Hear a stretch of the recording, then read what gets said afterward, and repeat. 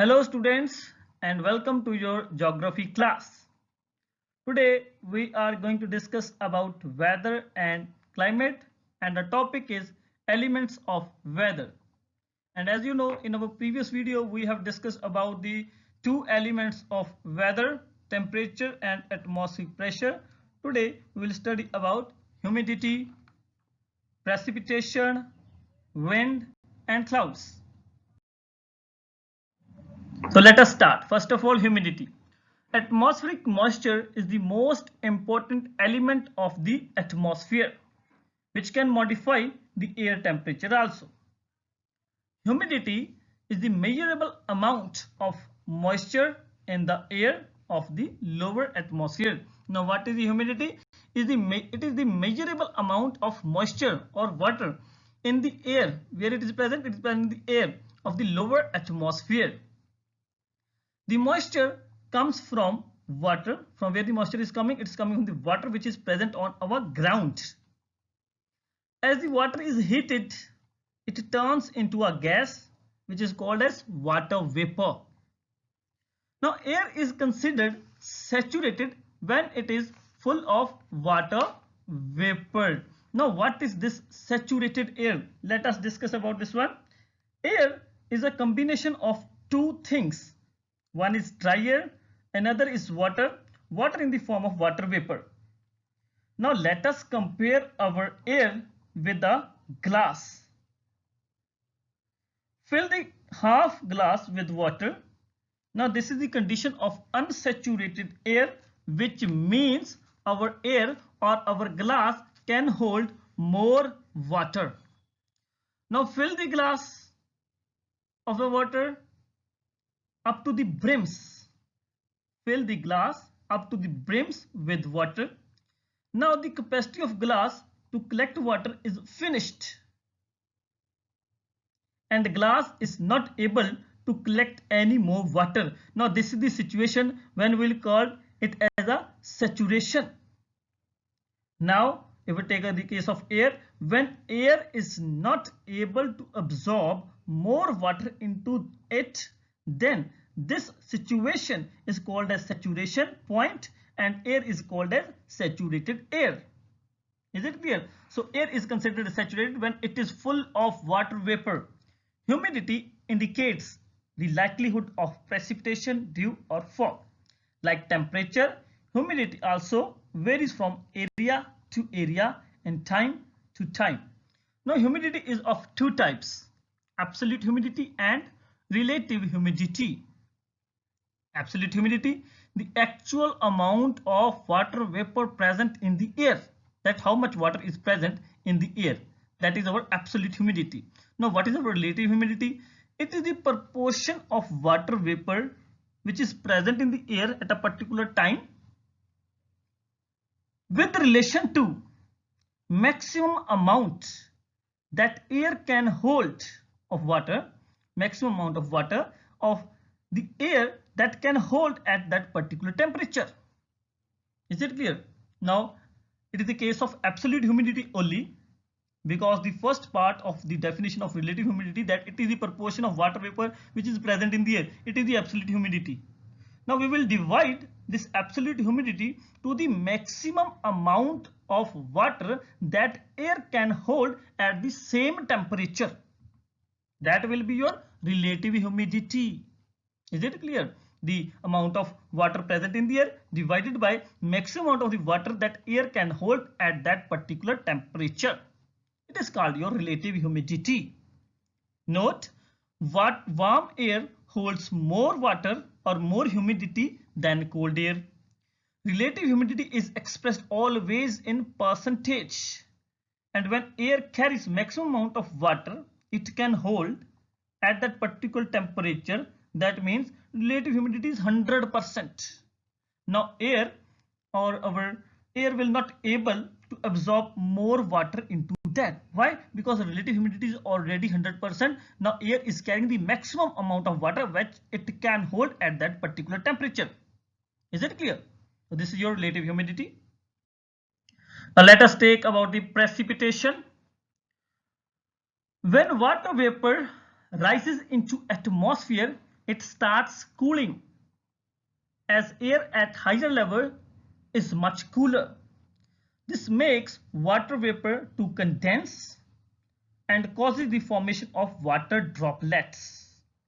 And always our water will condense either on salt which are present in our atmosphere or on dust particles which are present in our atmosphere. That point, that dust particle or that salt is known as condensation nuclei.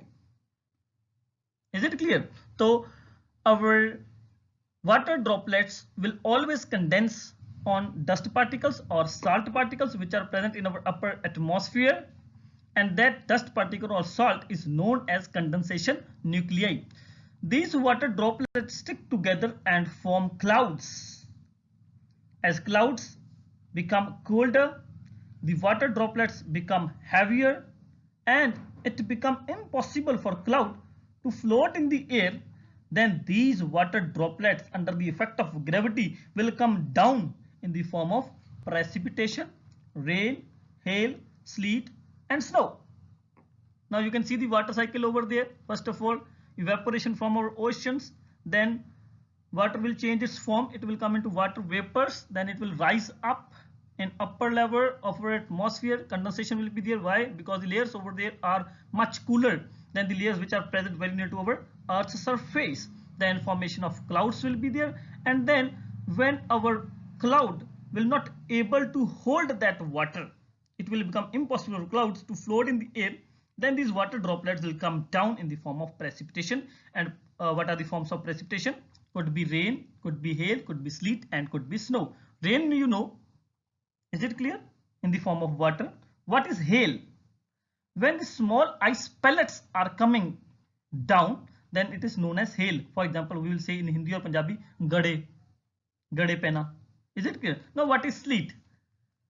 Sleet contains some ice, but as it falls, it melts. There is a difference between hail and sleet. Hail forms inside the cloud and sleet forms as it falls. Sleet is a rain or melted snow. Sleet happens in very specific weather condition. There must be a layer of air near the ground. Ground के पास एक ऐसी layer होनी चाहिए whose temperature is below freezing point, जिसका temperature freezing point से भी below है, where water turns into ice. When that water will come, or that water which is changed into ice will come to our Earth's surface, it is known as sleet. Is it clear? And snow, snowfall, you know. Now let us take about the wind. Wind is simply the movement of air from high pressure to low pressure. Always wind will move from high pressure to low pressure. The speed of wind is determined by the difference between the high and low pressure, that is the pressure gradient. Greater the difference between the high pressure and low pressure, the faster the wind's speed will be. Is it clear? If high pressure is so high and low pressure is so low, then wind speed is very high. Their difference, if greater the difference, the faster the wind speed. As you know, the sun does not heat the Earth's surface evenly. There exist different air pressures in different areas. When a difference in air pressure occurs, the wind moves from high pressure to low pressure area. Now let us see the conditions. What are the conditions when a high pressure is over there at a particular area, and what are the conditions when a low pressure is over there at a particular area? At high pressure, temperature is very less, because earlier when we are doing atmospheric pressure, I have told you that there is an inverse relation between air pressure and temperature. If temperature increases, then air pressure decreases, and if temperature decreases, air pressure increases. So there is an inverse relation between temperature and air pressure. If temperature is high, then pressure will be low. If temperature is low, pressure will be high. Now let us see what are the conditions at high pressure. The cold temperature is over there and molecules are closer together. Molecules of air, they are tightly packed. They are more dense and they are exerting a greater pressure on the Earth's surface per unit area of the Earth's surface. Now let us see the conditions at a low pressure area. There will be warmer temperature. Molecules are further apart, they are unpacked. They are less dense and thus they will exert a less pressure on per unit area of our Earth. Is it clear? So pressure is less over here where temperature is more. So always our air will move from high pressure to low pressure. Now let us see about the cloud formation. The formation of water droplets occur due to condensation in the atmosphere.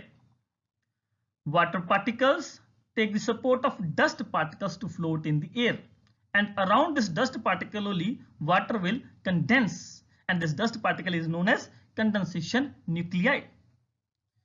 These water droplets join together to form clouds. Different types of cloud signal different weather conditions. Now what are the clouds? They are the combination of these water droplets only. Now let us discuss about the clouds one by one. First of all, what kind of cloud we are having? Cirrus. Cirrus clouds are high level clouds. They are thin and wispy. They are very narrow, like bundle of straw. Long. Is it clear? And they appear during good weather only, that there will be no rain, sunny weather will be there. Next, stratus. Stratus cloud are low level, नीचे होते हैं. They are flat and tend to cover much area of the sky. In the picture you can see first of all the cirrus cloud is over there. Is it clear? They are very thin, very narrow, long, like bundle of straw. Then stratus over there. They are tending to cover much area in the sky. They are grey in color and may produce little rain or drizzle. Not a heavy rain should be there. Little rain or drizzling will be there. Next is cumulus clouds. Cumulus clouds are low or mid-level clouds. They are big, white, puffy and beautiful clouds. Today in my Raho, if I will see into the sky, I can see the cumulus clouds. Is it clear? Beautiful clouds are over there. They are big, they are white, they are puffy and beautiful clouds are over there. You can see the picture also of cumulus clouds. They usually means good weather like today we are having, unless they grow really tall and turn into cumulonimbus clouds. If cumulonimbus cloud will be there, then surely rain storm will be there, which is a bad weather. Fourth one, nimbus.